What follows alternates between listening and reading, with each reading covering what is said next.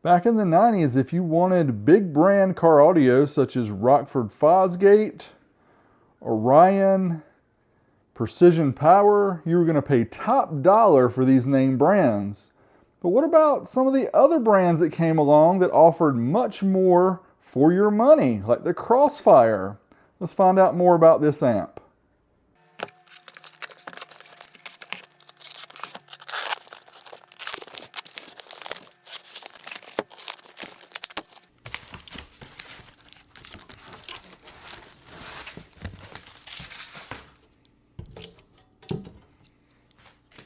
Let's take a look at this car stereo review from 1996. This is a buyer's guide special, and we'll flip it to amplifiers and Crossfire. We'll see the CFA-602 right there on the top, $399 was the retail price, 150 watts by 2 bridgeable, 550 by 1 into 4 ohms as well. If we take that $399 in 1996 and equate it to today's money in 2025, we get about $813.26. So as you can see, even at a budget amplifier, still not very cheap when you compare it to prices today. As a comparison to other brands, Crossfire was typically known to be more of a budget brand because it was made in Korea. Let's take a look at a comparable amp from the time, the Precision Power A600.2, which is right here, $699. So you can see how much more. This is $700 versus $400 for the Crossfire. So it was a huge difference in price and a big selling point, honestly, of the Crossfire, that you can get a lot more power for a lot less money.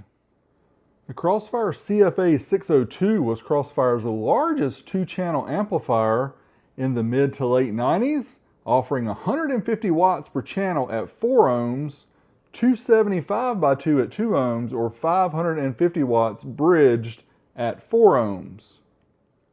The CFA series offered military spec audiophile grade components, high efficiency MOSFET power supplies, oversized capacitor banks, wire-free PC board layouts, full 2 ohm stable stereo operation, gold-plated input and output connectors, switchable electronic crossover, simultaneous mono stereo operation capability, internally bridgeable, 6-way protection circuitry, soft turn-on, turn-off circuitry, and a 2-year limited warranty.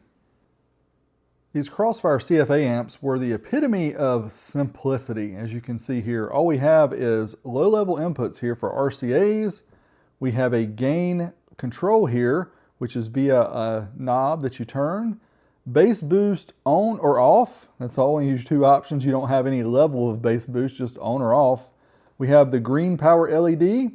And then we have the crossover, which is only a low-pass crossover. Your choices are off, 100 Hertz, or 70 Hertz. Here's the white heatsink. We can see the CFA-602. We can see the designed and engineered in the USA, even though these were made in Korea. And then we see the Crossfire logo here, very nice.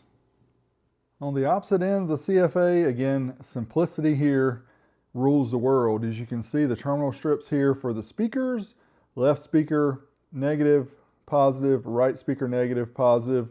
Also shows you across the top here how to bridge, which is the left negative, right positive. We have 2 30 amp ATC style fuses.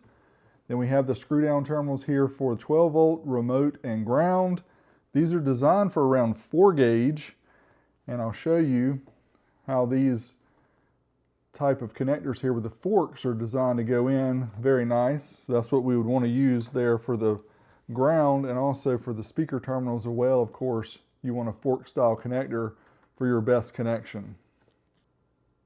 As for dimensions of the Crossfire, if you account for the RCA jacks and also the way that the power and speaker terminals stick out, it's about 16 inches for the length, about 9.5 inches for the width, and right at 2 inches for the height.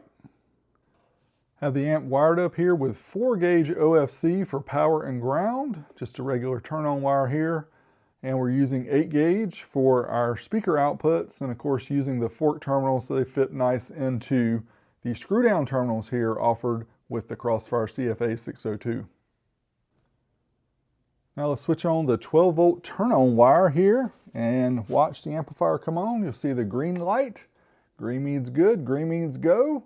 Let's try it out on the dyno.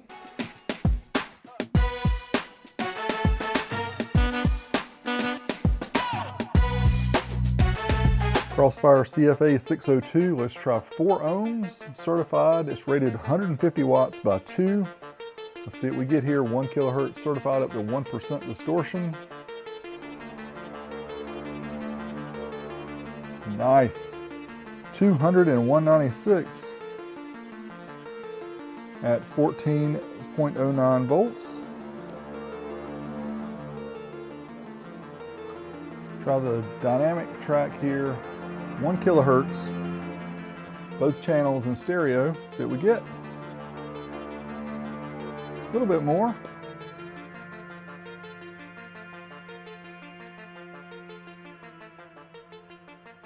A little over 230 watts per channel here. 230 and 234 at 14.32.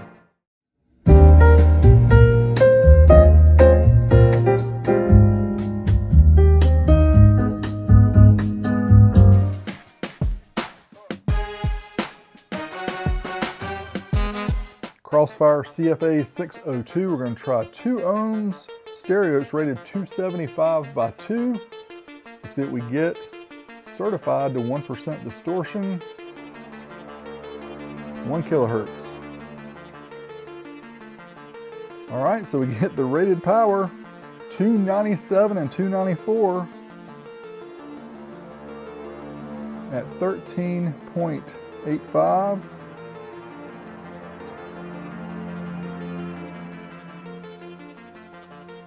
Dynamic burst at 1 kilohertz. See what we get.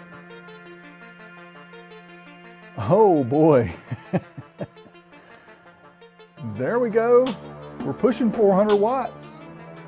I don't think it's going to go up any higher. I'm not seeing the numbers jump at all, but still 391 and 382, 14.35. Nice dynamics. In my veins, I've been driving this train. Years in this lane, there's no stopping this flame. Cause I came to the game and I changed it to play how I like, rearranged it to my own domain. Yeah, I got what it takes. Bridging the CFA-602 is simple thanks to the silk screening here on the top. Shows you the left negative and right positive are utilized for bridging. So these are the 2 you want to use. And let's fire it up and see how it does.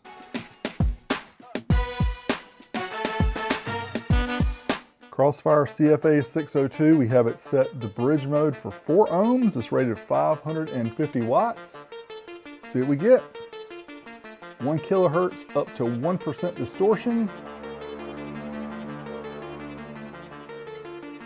And we easily get it. We get 584, 13.95. Let's try it up to clipping. And this is 1 kilohertz. We will try 40 hertz here as well. There we go.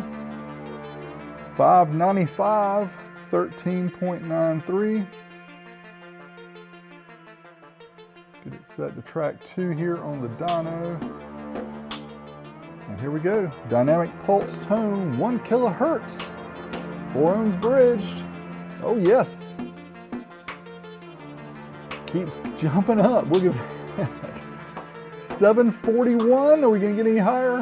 Oh yeah, 744, 14.21, nice. Now just out of curiosity, I'm gonna try this Crossfire CFA-602 at 4 ohms bridged at 40 hertz.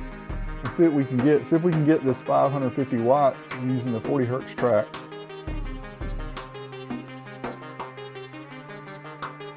All right, looks like we can. 563. At 13.93, so it did its rated power even at 40 hertz. I've replaced the bookshelf speakers here with the JL Audio 10W7, and we have the amplifier wired up in mono using left minus right positive. go into this sub. Let's see how it sounds. And real quick, before we do that, let's go ahead and turn on the low pass filter. We'll set it to 70 Hertz. All right, the woofer test is absolutely gonna rattle and shake stuff here in my garage, so you will hear some other sounds other than just bass. Sorry about that, but let's try it out. Here we go. The woofer test from bass.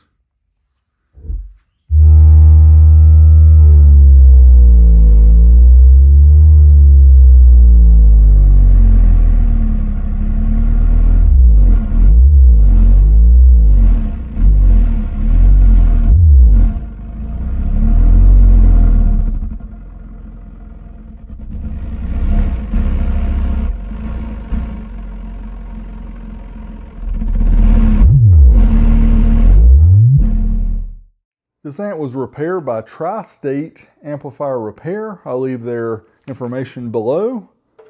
Let's take 4 screws out of the bottom here.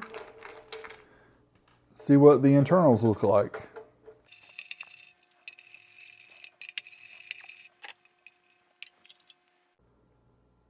Here you can see very nice work here, cleaning the board, replacing capacitors. Looks brand new. I mean, this thing is from the 90s and it's been rejuvenated, so it should last another 30 plus years before it's time to recap again. But yeah, looks really good here. All right, friends, there we have my test and review of the Crossfire CFA-602 from back in the 90s. And yes, this amplifier performed well on the amp dyno after it was serviced and recapped. You can see it performed above the rated specifications in all different ohm loads.